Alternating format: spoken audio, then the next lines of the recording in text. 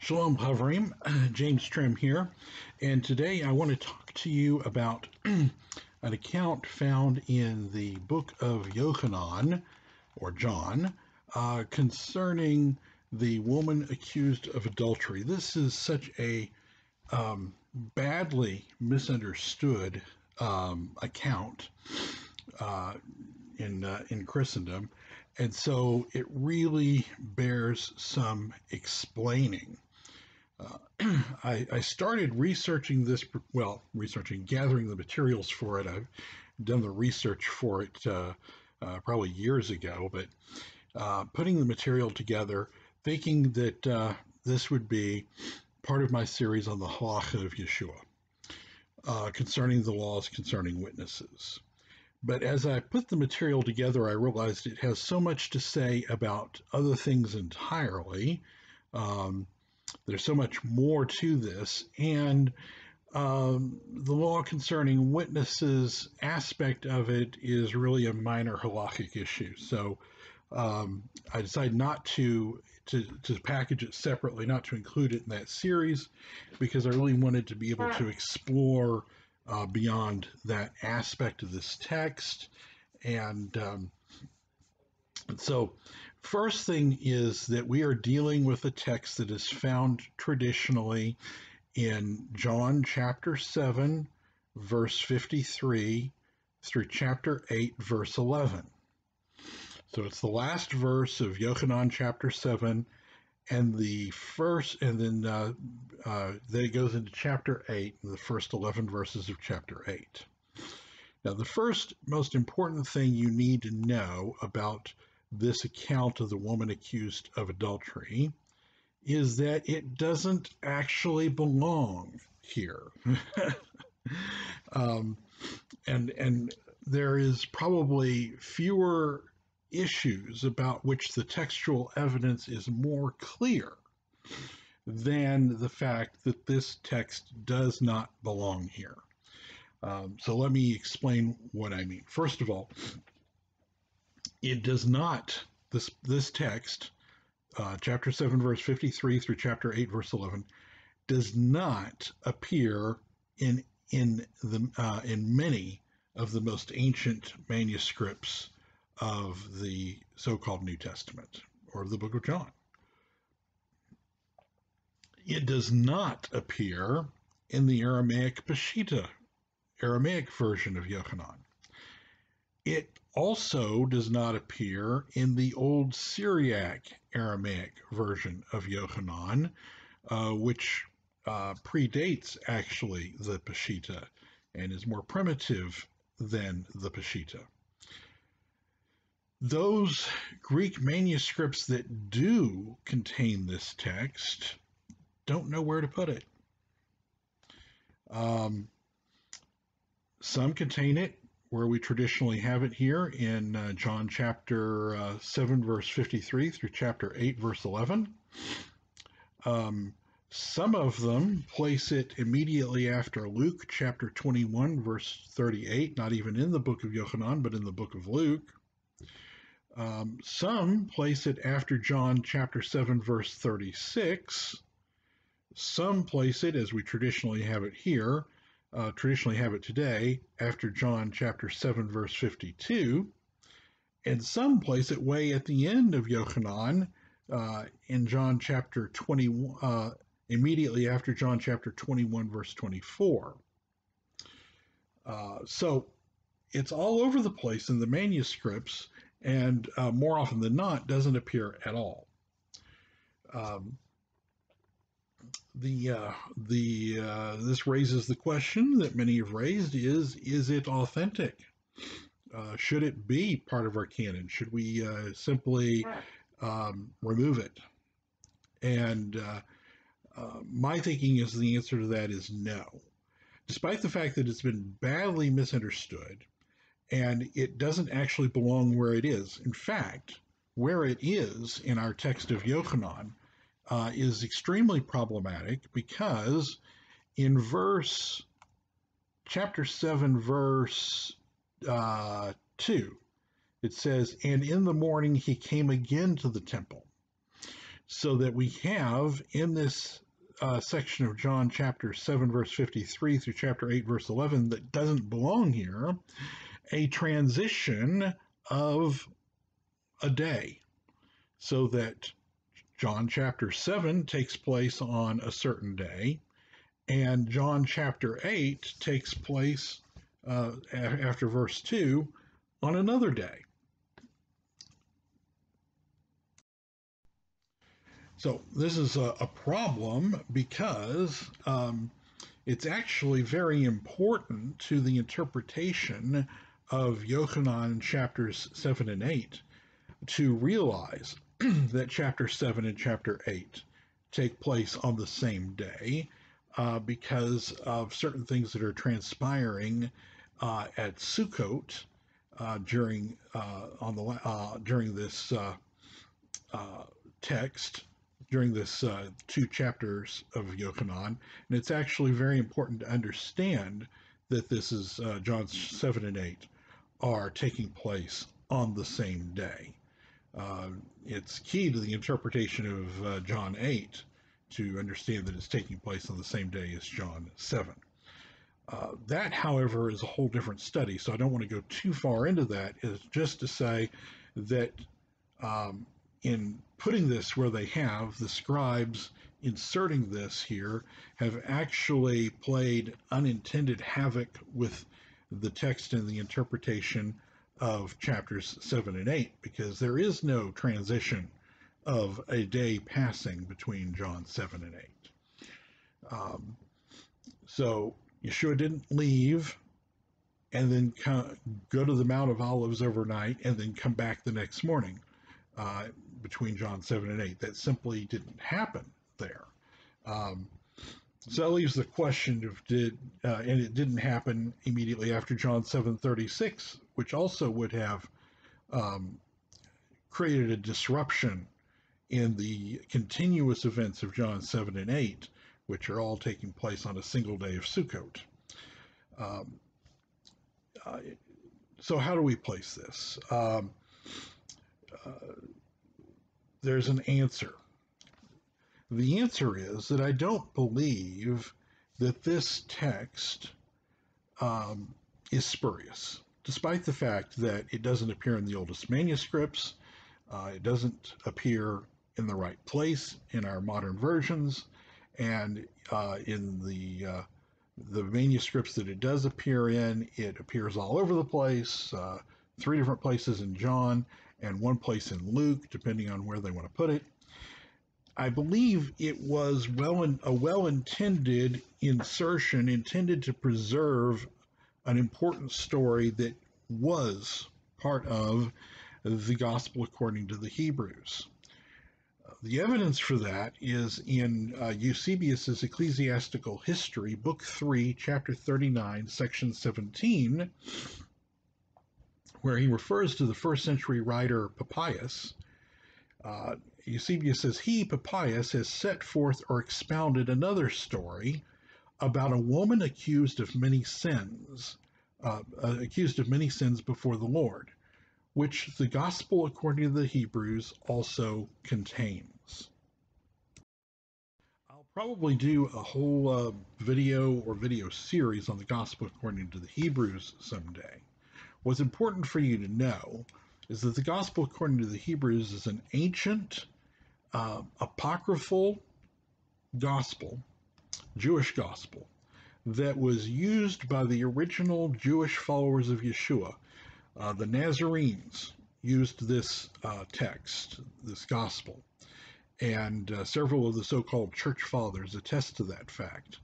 The Ebionites also used a unique version of this gospel, and that is also attested to by the so-called church fathers.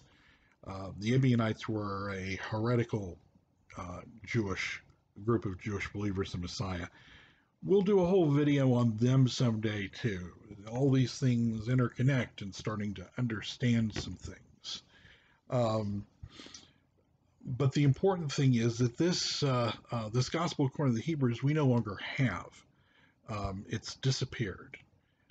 However, we have about 50 quotations from it found in the so-called church fathers, and we have enough information about it from references to it in the church fathers to know certain things about it. For example, that our Gospel of Matthew was an abridgment made from it, and that it was one of the major sources for Luke, and also was apparently a source for Mark, which, contrary, and this is a whole different video series, but which, contrary to popular opinion, was actually derived, Mark was actually derived by Mark, by the way, from material found in Matthew and Luke, and to a smaller extent, the Gospel according to the Hebrews.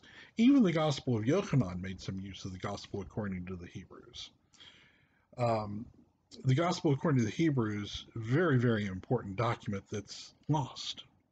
We do have enough information, however, I believe, to put it back together again, which is a monumental project that I am working on as part of the Scripture Restoration Project. I know, again, don't want to go too far into that right now, as that is a tangent, but let's stick with the subject at hand. The subject at hand is that this material that we find in John chapter 7, verses 53 through 8, verse 11, is an inspired account from the Gospel according to the Hebrews that has been transplanted by some well-meaning individual in the interest of somehow at least preserving it into the book of John,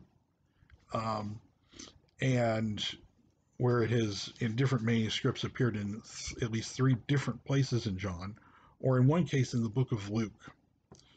So there was definitely an effort, perhaps by different scribes, to salvage this, save this material, or put it into one of the 4 canonical Gospels to preserve it. But it's an authentic account from the Gospel according to the Hebrews. So despite the fact that it's been so misunderstood that I could see many wanting to just throw it out, it is authentic. And so we will probably insert this video someday in a series going through the book of Yochanan, in one of my going through various books of the scriptures series, and in perhaps a going through the Gospel according to the Hebrews, or some kind of a Gospel according to the Hebrews series as well. So let's move on into understanding this text rather than disposing of it. And what we'll find, I think, may be very surprising to you. So let's start by going through as usual, we have handouts for this study that we're doing. And if you're looking at NazareneSpace.com, you'll have the handout, NazareneSpace.com/blog. You'll find the handouts right underneath me with a little hot link to a PDF that you can print out or view on screen for yourself. And the handout here, the first handout got the main title, "The Woman Accused of Adultery," and it's actually got our text of John or Yochanan chapter 7, verse 53 through verse 11 from the Hebraic Roots Version Scriptures. And then it has underneath that some of the information I just gave you about where it's been placed in various versions of the text, and its appearance of the Gospel according to the Hebrews. But let's start going through the actual text of this. Excuse me, let's go through the actual text of this material. Verse 53, "Then each of them went to his house, and Yeshua went to the Mount of Olives. And in the morning he came again to the temple, and all the people came to him. And while he was sitting, he was teaching them. And the scribes and Pharisees brought a woman who was caught in adultery, and placing her in the midst. They said to him, 'Teacher, this woman was caught in the open act of adultery.'" By the way, this is something very similar to what happens in the additional chapters, if you will, of the book of Daniel and the long version of Daniel. Um, it's a different story, but it's similar in that a woman accused of adultery is being judged, and in that case, false witnesses were involved. Might be important to understand that background. It may have played part in the understanding of this material, in that there was this known famous account of a woman falsely accused of adultery by some false witnesses. Um, Now, in the Torah of Moshe, he commanded that we stone those who are like these. Now, what do you say? Question mark. They said this, testing him so that they would have a reason to accuse him. But Yeshua, after he had stooped down, wrote on the ground. All right, we're going to come back to this wrote on the ground thing. It's significant for two important reasons, but we're going to put a pin there and come back to it. And when they continued asking him, he straightened himself and said to them, "Whichever one of you is without sin may cast the first stone at her." Now, this is used in Christendom for a teaching that says basically that the Torah has been done away with and that nobody has a right to be judged for not keeping Torah because no one else keeps it perfectly either. That's really not what this is saying if you understand it from a Jewish perspective and in light of Torah. But the people saying that have no knowledge of Torah in the first place, and then they start criticizing something that they don't even know and understand. So the key here is, he says, verse 5, or verse 6, no, verse 7, sorry, is that, let me get back into the text here because I lost my place. Verse 7, whichever one of you is without sin may cast the first stone at her. Now, the thing that apparently a lot of Christians don't know is in handout page 2, or handout page 2, or you can just pull out your Bible. It's Deuteronomy Chapter 17, verses 6 through 7 in the Torah. And most Christians don't know this, and but Yeshua's audience, when he was speaking these words, and the Jewish reader, the Torah observant Jewish reader, and the Torah literate individual knows this. Deuteronomy chapter 17, verse 6 through 7 says, "And at the mouth of 2 witnesses or 3 witnesses shall he that is to die be put to death. The hand of the witnesses shall be first upon him to death, and afterward the hand of all the people. So you shall put away the evil from the midst of you." This is one of the reasons, by the way, that I've come to oppose the death penalty in modern times. And that is because I would be more inclined to accept the death penalty in modern times if it was handled in a Torah prescribed fashion. It is not. Under the Torah, within the context of Torah, to be more correct, within the context of Torah, the 2 witnesses, have to be the first to cast the first stone. This is not only important to our account in Yochanan chapter 8 that we're looking at, and we'll look at how it impacts that in a moment, its ramifications there, but it's very important because it means that in a death penalty case, the witnesses have to be the ones to initiate, at least, carrying out the execution. That's an awesome burden. There's another aspect which isn't here, but if the witnesses are found to be perjuring themselves, they're liable to the same penalty that the person they were testifying against was. Um, I would be more inclined to accept the death penalty in modern times, say in the United States, where I live, uh, if in fact the witnesses in a death penalty case were A, required to initiate the execution themselves, literally, and B, were, if found guilty of perjury in the case, faced execution themselves. Then maybe we could talk about death penalty in modern courts and whatnot. But without those two very important provisions, we are not authorized by Elohim to carry out death penalties. Okay, that's just my opinion. It's also apparently the opinion of Elohim in the Torah. So the two witnesses are required by Torah to cast the first stones.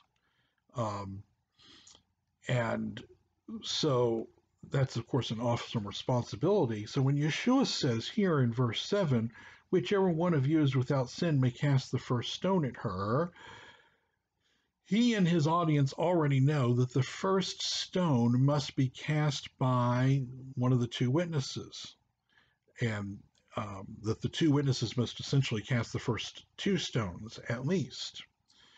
So he is here in verse 7, not referring to the entire crowd or all of the people, all of Israel or all of mankind, when he's referencing these two, this individual that must cast the first stone. He is referring only to two people, the two witnesses that caught her in the act of adultery. These are the two individuals that he's asking, are they without sin? Now, what does he mean without sin? Because we know Yochanan, who's not the author of this, but who later in one of his letters writes, "He who says he is without sin is a liar." Okay, so what does it really mean without sin? And this brings us to an issue of halacha. That is, who can serve as a valid witness? Because what Yeshua is really dealing with here is, are the witnesses valid? Are the two witnesses, the individuals that must cast the first stone, one of them has to cast the first stone, are they valid witnesses according to the Torah, according to our halakha and our understanding of Torah, how Torah is carried out?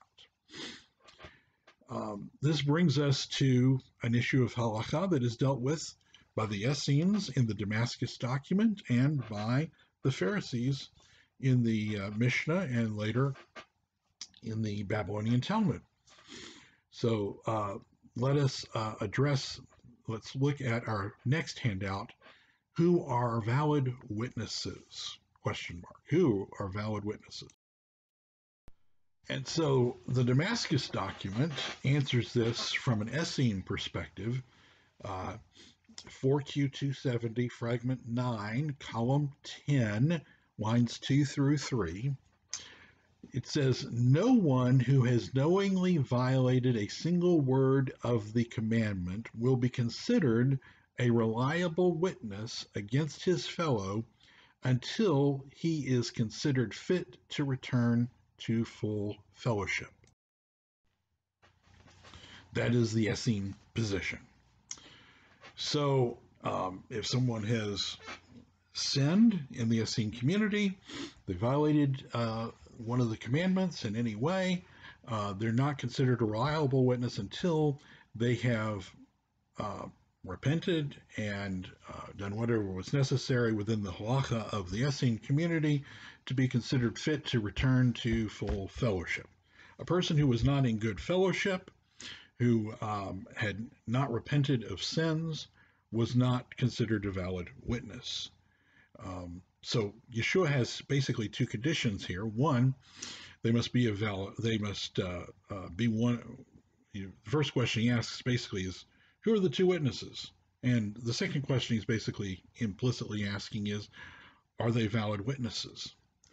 And so that's the Damascus document. Now, the Pharisees had, at this time in the Second Temple era, a less strict interpretation, a less strict position.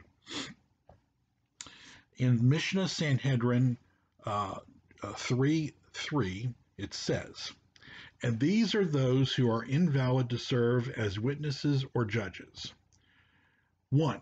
He who plays dice. That's actually maybe stricter in some ways. The Torah doesn't directly prohibit playing dice. 2. He who loans money on interest. 3. Those who race pigeons. These are all things. These were things 1 and 3 associated with, gambling and just not reputable persons in those days. 4. Those who do business in the produce of the 7th year. I'll pause there. The Gemara on this addresses this peculiar wording and says, well, originally the halakha was he that grows produce in the 7th year. But when the oppressors came in and started taxing and oppressing the people, the halakha was adapted to he who does business, transferring the guilt to those who were maybe the overlords and taxers, forcing people to grow on the 7th year, rather than those who grew in the 7th year. So returning to the Mishnah here, it says, said Rabbi Shimon, in the beginning they I'm sorry, I said that was in the Gemara. It's actually right here in the Mishnah. Said Rabbi Shimon, in the beginning they called them those who gather 7th year produce. When the oppressors became many who collected taxes in the 7th year, they reverted to calling them those who do business in the produce of the 7th year. Said Rabbi Judah, under what circumstances? When the aforenamed have only that as their profession, but if they have a profession other than that, they are valid. So Rabbi Judah says, are you sure these people aren't valid witnesses? Maybe it's only under certain circumstances that they're not valid witnesses, i.e. the circumstance that that's how they earn a living, that's their primary, what they do for a living. They're professional gamblers, if you will, but if they just play an occasional game of dice on the side recreationally, or they loan somebody money on interest, but it's not how they really earn their living, or if they do, race pigeons, if they do these things, but they really don't do them professionally for a living, they're still a valid witness according to Rabbi Judah. Okay, so this is the Mishnah. This is the Second Temple era Pharisaic position on who can serve as a valid witness. As you can see, it seems less, it's different, it's more strict in some ways and less strict in others than the Essene Halakha. Yeshua seems to be more in agreement here with the Essene Halakha, though we're not really looking at this as part of the Halakha series. That said, the Pharisees later, apparently, in the Gemara at least, take a stricter point of view, and they also give us a scriptural basis for it in the Torah. There's a lengthy analysis of this Mishnah, Sanhedrin 3:3, in the Gemara, in the Babylonian Talmud, on Babylonian Talmud Sanhedrin, pages 24b through 27b. If you're into studying Talmud, maybe we'll do more Talmud studies in the future. It's an interesting piece of Gemara to study out. But that's beyond the scope of what we're doing today.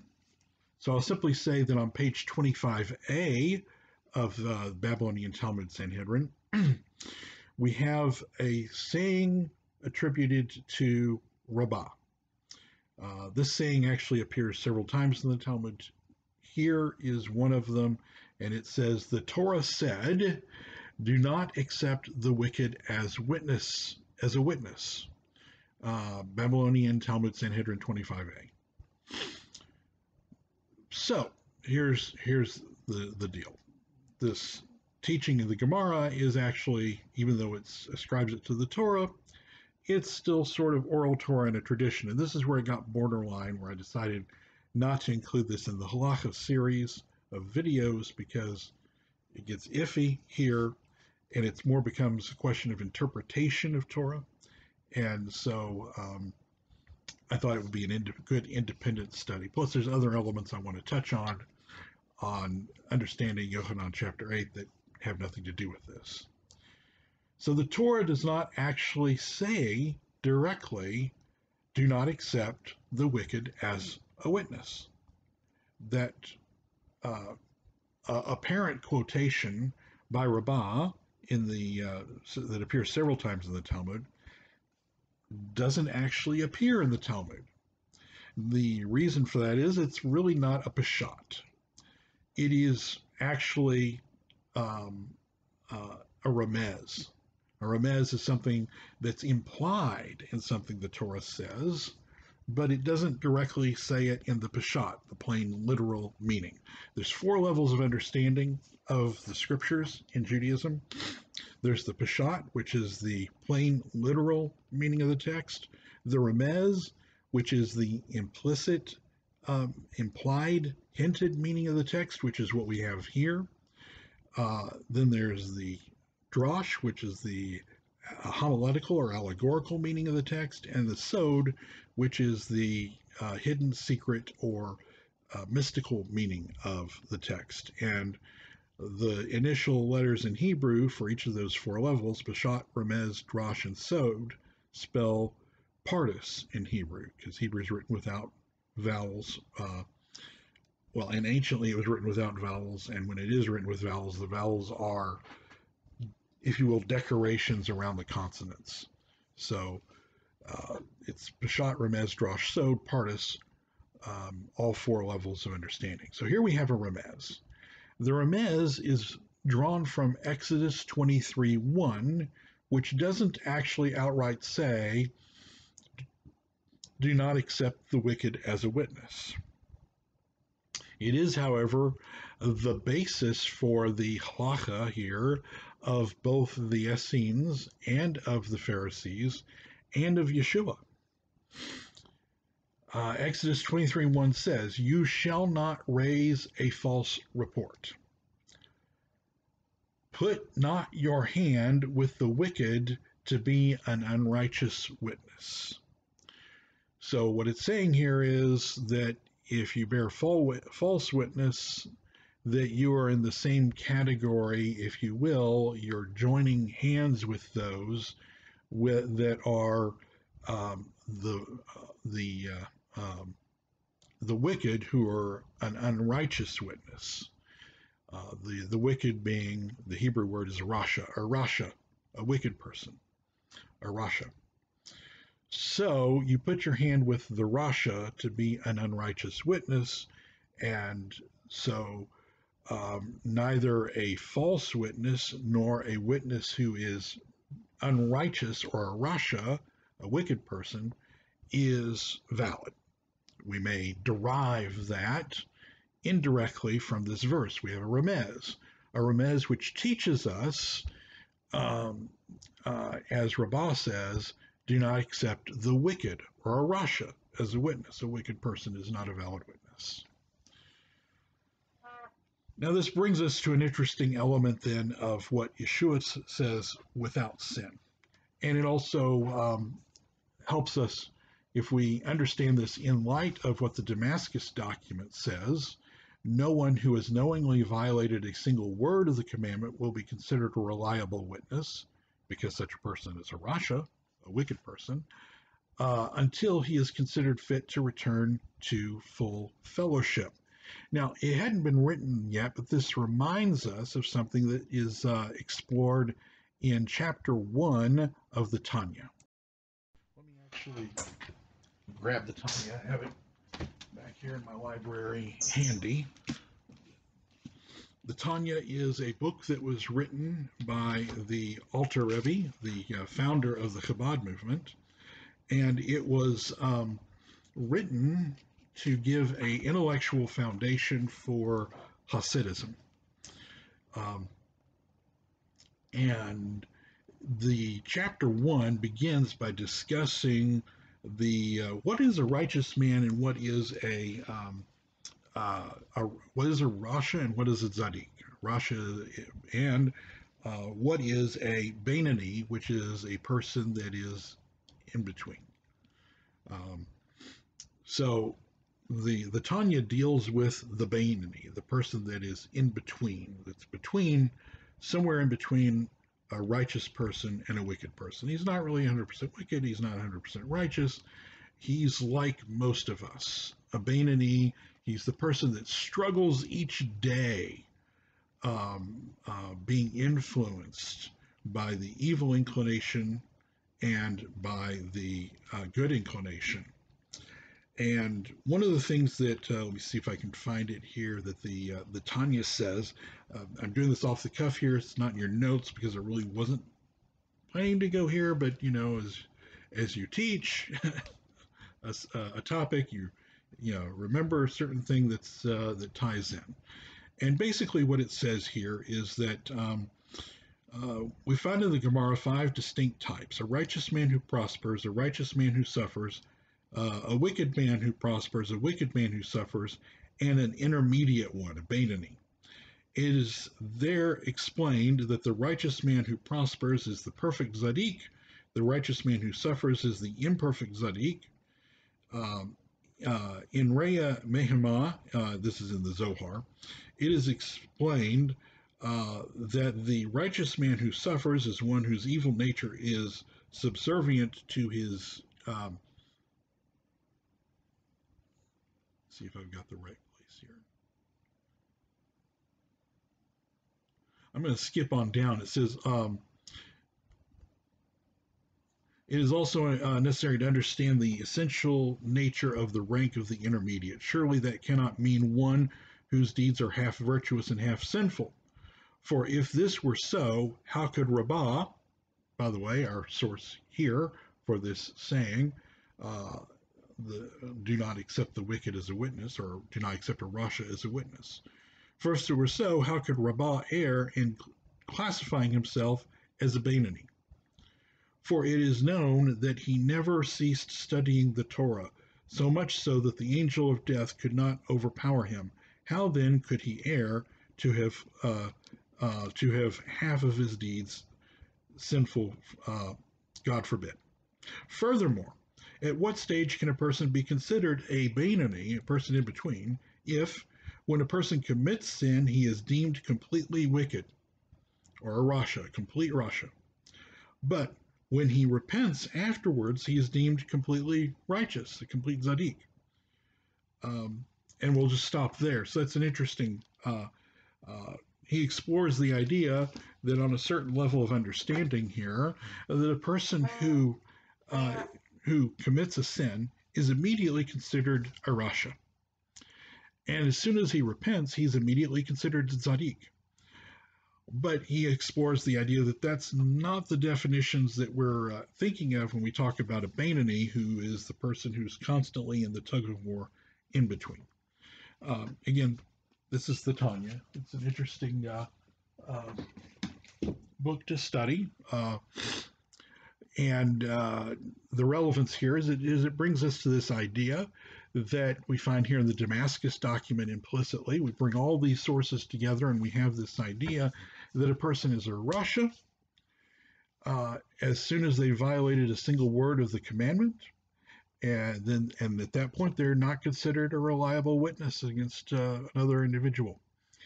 But as soon as they're considered fit to return to full fellowship, as soon as they repent and follow whatever halacha may be associated with that by the group involved, the point is, at that point they became instantly, immediately, a tzaddik again. And Even if they really only become a Beinoni, which is another issue, then at that point they're a reliable witness again. That's what Yeshua then is saying when he says, going back to chapter 8, verse 7 in Yochanan, and when they continued asking, he straightened himself and said to them, whichever one of you is without sin may cast the first stone at her. Now, we already explored that the one that casts the first stone must be one of the two witnesses. So the next question Yeshua is asking is this witness a Rasha? Because if he's a Rasha, if he's a wicked man, he's not a valid witness. And apparently, the individual involved, both of the two witnesses, neither of them was able to stand up and say, no, I'm not a Rasha. I'm a Beinoni, I'm a Tzaddik, whichever. But they didn't stand up and say, they didn't deny being a Rasha. And they weren't willing to deny being a Rasha. Now, we'll explore why that might have been here in a moment, why they might have been unwilling to do that. And after that, and again after that, he stooped down again, as if it was nothing. He was writing on the ground, and when they heard it, they went one by one, having begun with the elders, and the woman was left by herself, being in the midst. And Yeshua straightened himself, and he said to the woman, where are they? Does no man condemn you? Now, again, misunderstood by Christian readers. There is only one kind of case that can proceed without witnesses, one kind of criminal case that can proceed without witnesses in a Torah context. That's a case of adultery. Adultery is the one case in the Torah where the case can carry forward without witnesses. And we read about this in the Torah in our third handout, fourth handout, the next page, trial by bitter waters. And we have here Numbers chapter 5, verses 12 through 31. And I just pasted these in from the King James Version here for our purposes. Verse 12, speak unto the children of Israel, and I will just revise this into modern English and sacred namize it as I read. Speak unto the children of Israel, and say unto them, if any man's wife go aside and commit a trespass against him, and a man lie with her carnally, and it be hid from the eyes of her husband, and he kept close, and she be defiled, and there be no witness against her. That's a very key phrase. And there be no witness against her. So there's no witness. Neither she be taken with the manner. And the spirit of jealousy come upon him, and he be jealous of his wife, and she be defiled. And if the spirit of jealousy come upon him, and be jealous of his wife, and she be not defiled. Verse 15, then shall the man bring his wife unto the priest, and shall bring her offering for her, the 10th part of an ephah of barley meal, and he shall pour no oil upon it, nor put frankincense thereon, for it is an offering for jealousy, an offering of memorial, bringing iniquity to remembrance. And the priest shall bring her near, and set her before Yahweh. Verse 17, and the priest shall take holy water in an earthen vessel, and the dust that is in the floor of the tabernacle, the priest shall take it and put it into the water. I want you to remember the dust from the floor of the tabernacle, which becomes later the temple, is mixed with the water, put into the water. Verse 18, and the priest shall set the woman before Yahweh and uncover the woman's head and put the offering of memorial in her hands, which is the jealousy offering, and the priest shall have in his hand the bitter water that causes the curse. And the priest shall charge her by an oath, and say unto the woman, if no man have lain with you, and if you have not gone aside to uncleanness with another instead of your husband, be you free from this bitter water that causes the curse. And if you have gone aside to another instead of your husband, and you be defiled, and some man has lain with you beside your husband, then the priest shall charge the woman with an oath of cursing, and the priest shall say unto the woman, Yahweh make you a curse and put an oath upon your people. When Yahweh does make you your thigh to rot and your belly to swell. And this water that causes the curse shall go into your bowels and make your belly to swell and your thigh to rot. And the woman shall say, Amen, Amen. And the priest shall write these curses in a book, and he shall blot them out with the bitter water. And he shall cause the woman to drink the bitter water that causes the curse, and the water that causes the curse shall enter into her and become bitter. Then the priest shall take the jealousy offering out of the woman's hand, and shall wave the offering before Yahweh, and offer it upon the altar. Verse 26, and the priest shall take a handful of the offering, even the memorial thereof, and burn it upon the altar, and afterward shall cause the woman to drink the water. And when he has made her to drink the water, then it shall come to pass that if she be defiled, and has done trespass against her husband, that the water that causes the curse shall enter into her and become bitter, and her belly shall swell, and her thigh shall rot, and the woman shall be a curse among the people. And if the woman be not defiled and be clean, then she shall be free and shall conceive seed. And it's the law of jealousies. This is the law of jealousies when a woman goes aside to another instead of her husband and is defiled, or when the spirit of jealousy comes upon him and he be jealous over his wife, and shall set the woman before Yahweh, and the priest shall execute upon her all this law. Then shall the man be guiltless from iniquity, and this woman shall bear her iniquity. All right, this is an important section of Torah to understand in reference to what's happening in Yohanan chapter 8, the first 11 verses, and the last verse of chapter 7, really, because of two things. One, remember it said, verse 6, that Yeshua he wrote on the ground, and then again he goes back in verse 8 to writing on the ground again.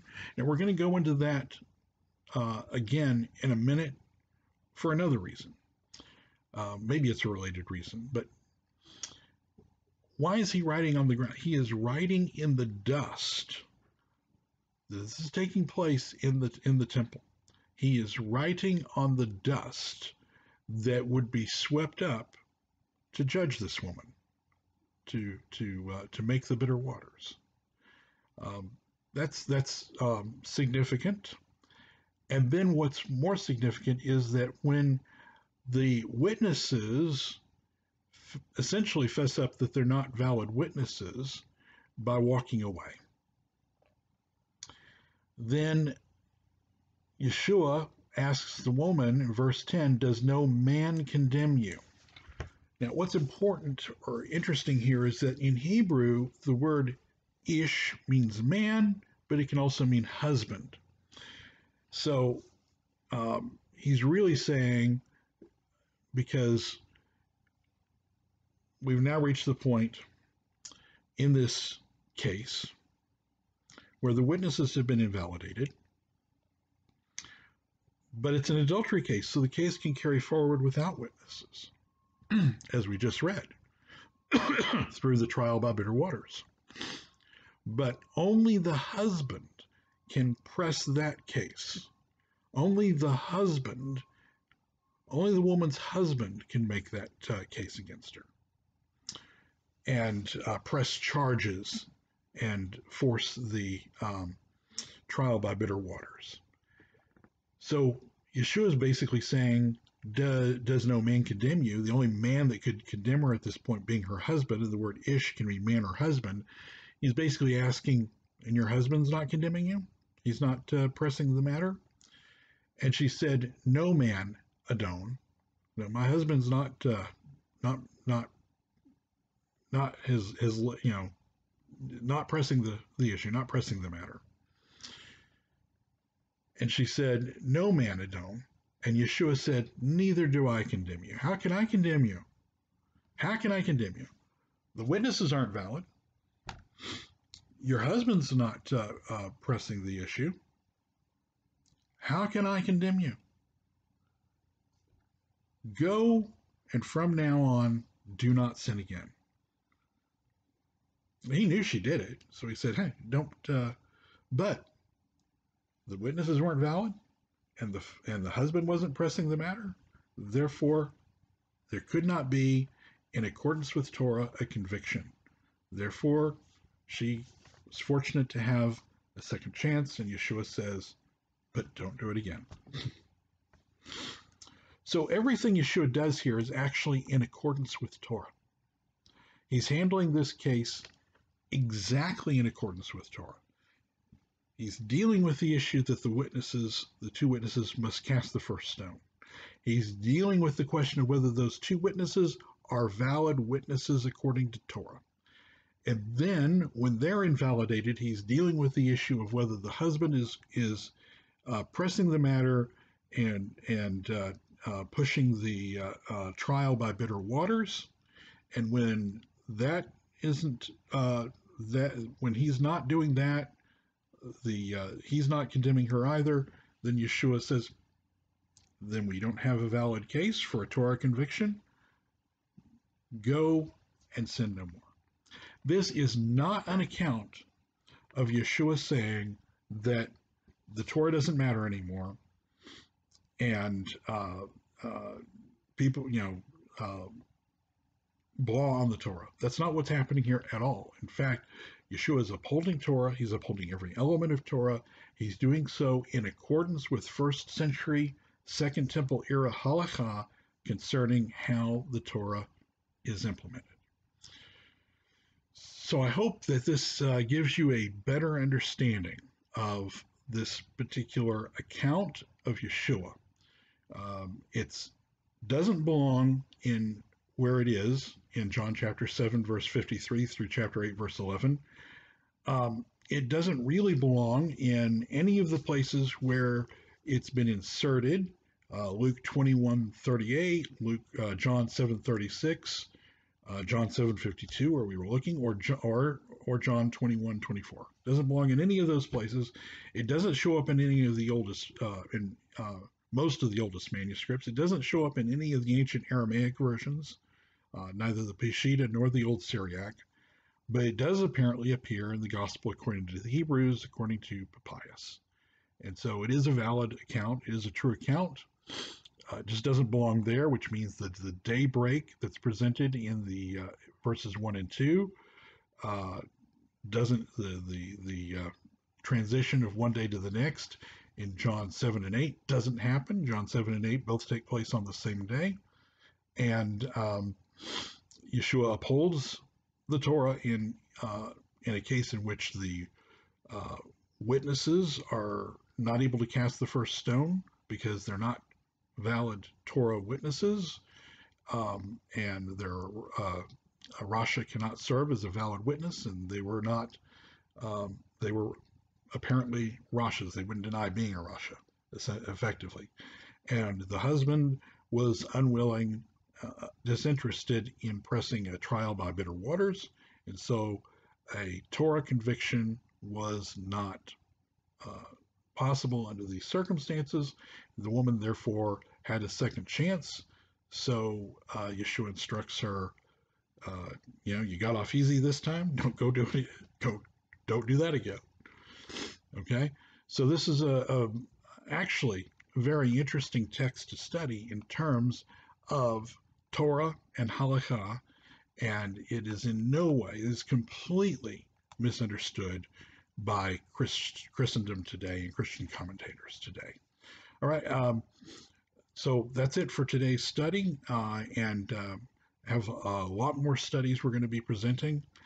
I do need to ask everybody to strongly consider supporting this ministry with your tithes and offerings. Uh, Things have been very tough lately, and for those that don't know, my wife is disabled, chronically ill, and suffers from chronic pain.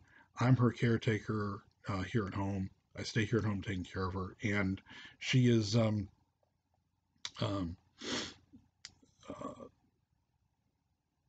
dealing with a lot. To say that. Okay. We definitely need your financial support to continue this work and, frankly, to live.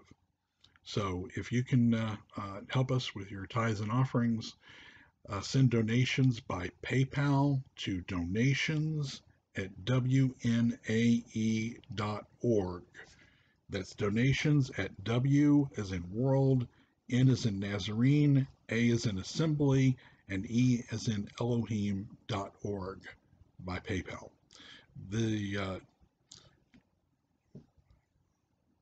Where do you find teaching like this, of this type? I'll just put it that way. We are a unique ministry. So if you're benefiting and you're learning from these studies, please consider donating and supporting this work. No donation is too small. Any donation is better than no donation. And if you can donate a lot, that's great, very helpful as well, because, like I said, we're in great need. All right.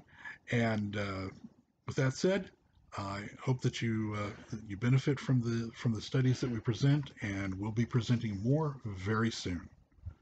Shalom, everybody.